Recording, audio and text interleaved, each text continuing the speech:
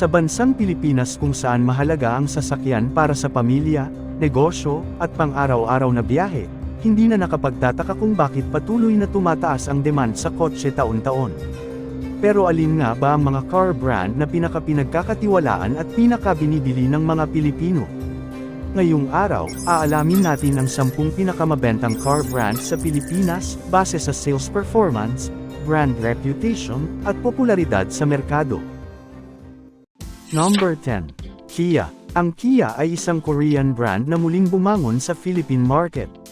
Noong mga nakaraang taon, humina ang presensya nito, ngunit sa tulong ng Ayala Group, muling lumakas ang brand image ng Kia.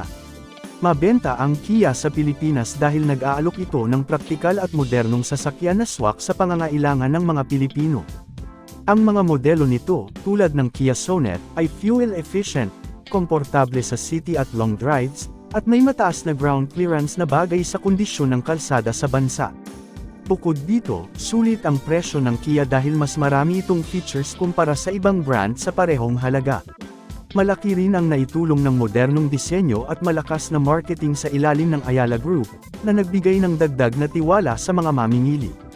Pinahusay din ng Kia ang quality, reliability, at after-sales service, habang naghahanda na rin ito para sa hinaharap sa pamamagitan ng hybrid at electric vehicles.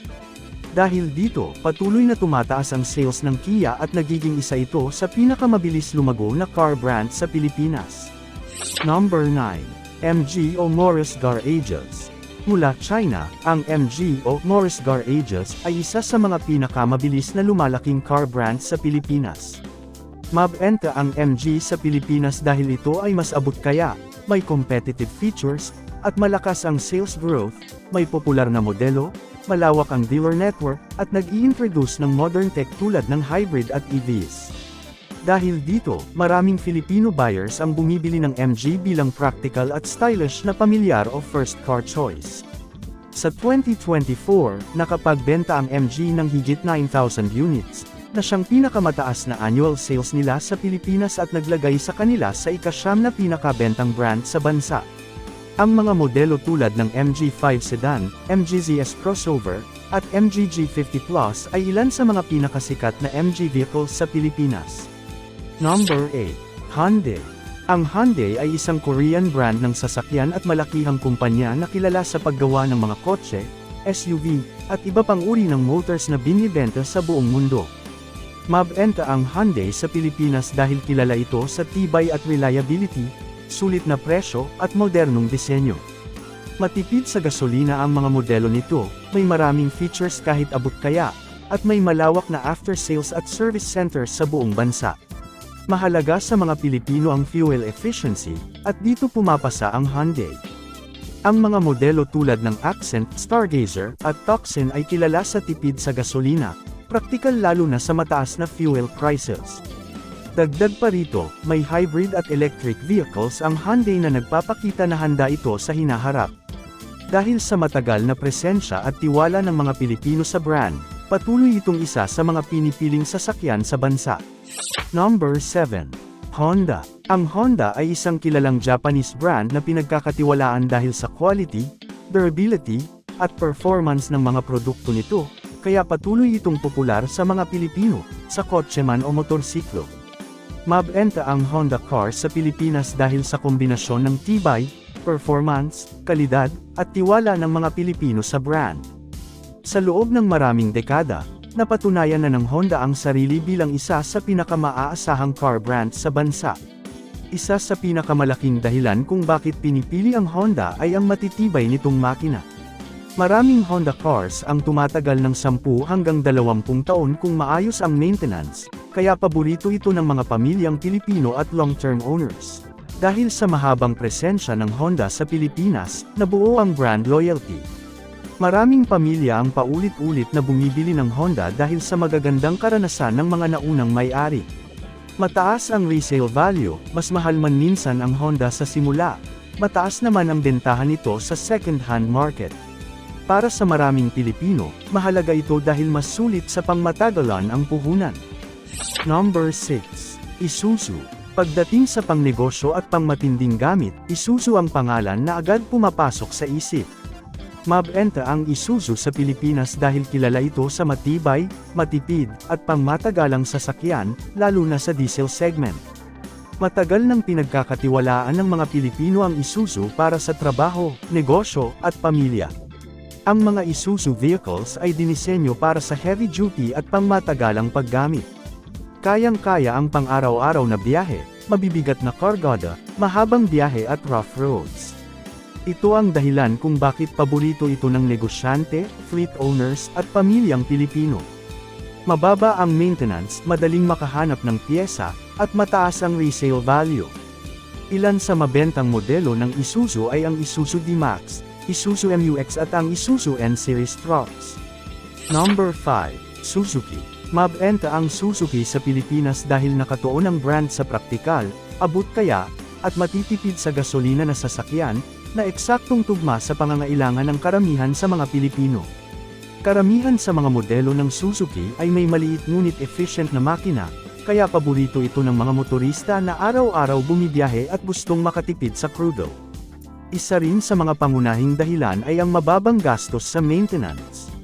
Madaling makahanap ng spare parts at service centers sa iba't ibang bahagi ng bansa, kaya hindi mabigat sa bulsa ang pagmamay-ari ng Suzuki. Dahil simple at subok ang engineering nito, mas kaunti rin ang komplikasyon sa pag-aayos kumpara sa ibang brand. Bukod sa personal na sasakyan, malakas din ang Suzuki sa negosyo. Ang mga modelo tulad ng Carry, ATV, at mga multi-cab ay ginagamit sa delivery, maliit na negosyo, at pampublikong transportasyon.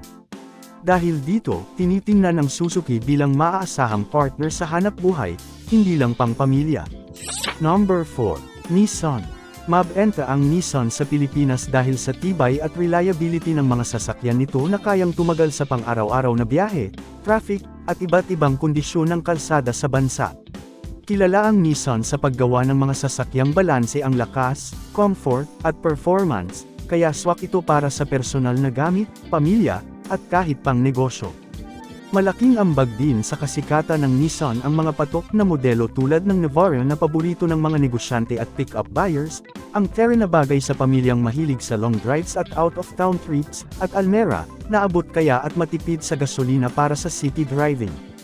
Ang mga modelong ito ay tumutugma sa pangunahing pangangailangan ng karamihan sa mga Pilipino. Dagdag pa rito, sulit ang presyo ng Nissan dahil sa dami ng features at kalidad na nakukuha ng buyers.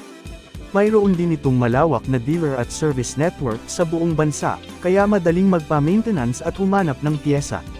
Sa kabuuan, mabenta ang Nissan sa Pilipinas dahil pinagsasama nito ang tibay, practicality, comfort, at value for money. Number 3. Ford. Mabenta ang Ford sa Pilipinas dahil sa mga sasakyang malakas, matibay, at bagay sa aktibong lifestyle ng maraming Pilipino. Kilala ang Ford sa paggawa ng pick-up at SUV na kayang humarap sa iba't ibang kondisyon ng kalsada sa bansa, mula sa city driving hanggang sa probinsya at off-road trips. Malaking papel sa kasikatan ng Ford ang mga patok na modelo tulad ng Ford Ranger, na paborito ng mga negosyante at adventure seekers dahil sa lakas at tibay, ang Ford Everest na swak sa pamilyang mahilig sa long drives at out-of-town travel, at Ford Territory, na umaakit sa mas batang buyers dahil sa modernong disenyo at maraming teknolohiyang features. Dagdag pa rito, kilala ang Ford sa advanced technology at safety features na nagbibigay ng premium feel sa pagmamaneho. Kahit hindi ito ang pinakamurang brand, marami ang naniniwalang sulit ang binabayad dahil sa laki, performance, at features ng sasakyan. Sa kabuuan, mabenta ang Ford sa Pilipinas dahil pinagsasama nito ang lakas, tibay, modernong teknolohiya, at praktikal na gamit para sa pamilya at negosyo. Number 2. Mitsubishi. Mabenta ang Mitsubishi sa Pilipinas dahil sa kombinasyon ng tibay, reliability, at versatility ng kanilang mga sasakyan. Kilala ang brand sa paggawa ng mga pick-up trucks, SUVs, at MPVs na swak sa pang-araw-araw na pangangailangan ng Pilipino, sa negosyo, at sa adventure o long drives. Malaki ang kontribusyon ng mga patok na modelo tulad ng Mitsubishi Strada o L300, na ginagamit sa negosyo at cargo transport, ang Mitsubishi Montero Sport, na paborito ng mga pamilya at mahilig sa long drives, at Mitsubishi Expander, na abot kaya, fuel efficient, at swak sa city lifestyle. Ang mga modelong ito ay tumutugma sa iba't ibang pangangailangan at hilig ng mga Pilipino. Bukod sa versatility, kilala rin ang Mitsubishi sa matitibay at maaasahang makina, kaya kayang harapin ang mabibigat na kargado, rough roads, baha, at long-distance travel. Dagdag pa rito, maraming bagong modelo ang may modern technology at safety features tulad ng ABS, airbags, stability control, infotainment system, at komportableng interior na nagbibigay ng premium feel kahit sa abot-kayang presyo. Malaki rin ang tiwala ng mga Pilipino sa Mitsubishi dahil sa malawak na service network at madaling makuhang piyesa na nagpapadali sa maintenance at repair. Dahil dito, nararamdaman ng mga buyer na sulit ang kanilang investment. Number 1. Toyota. Sa loob ng maraming dekada, Toyota ang hari ng car market sa Pilipinas. Ang bahagi ng Toyota sa merkado ay nasa 46.66%. Mabenta ang Toyota sa Pilipinas dahil sa kombinasyon ng tibay, reliability, at practicality ng kanilang mga sasakyan. Kilala ang brand sa paggawa ng mga sedans, SUVs, pickups, at MPVs na kayang harapin ang pang-araw-araw na biyahe sa lungsod, long drive sa probinsya, at kahit rough roads. Dahil dito, swak ang Toyota sa pamilya, negosyo, at personal na gamit ng mga Pilipino. Malaki ang ambag ng mga patok na modelo tulad ng Toyota Vios, na abot kaya at fuel efficient, kaya paborito ng mga first-time car buyers, ang Toyota Fortuner, na matibay at komportable para sa pamilya at adventure treats, ang Toyota Hilux, na malakas at maaasahang pick-up para sa negosyo at mabibigat na kargada, at Toyota Innova, na spacious at ideal sa pamilya at group travel. Bukod sa versatility, kilala ang Toyota sa matibay at maaasahang makina, fuel efficiency, at mababang maintenance cost. Marami rin itong malawak na dealer at service network sa buong bansa, kaya madaling magpa-maintenance at humanap ng piyesa. Dagdag pa rito, mataas ang resale value ng Toyota, kaya ramdam ng mga buyer na sulit ang investment. Ang pagpili ng sasakyan ay nakadepende sa budget, lifestyle, at pangangailangan. Pero malinaw na malinaw, ang mga brand na ito ang pinakapinagkakatiwalaan ng mga Pilipino. Ikaw, anong car brand ang gusto mo ngayon? Sabihin mo sa comment section. Salamat sa panunood.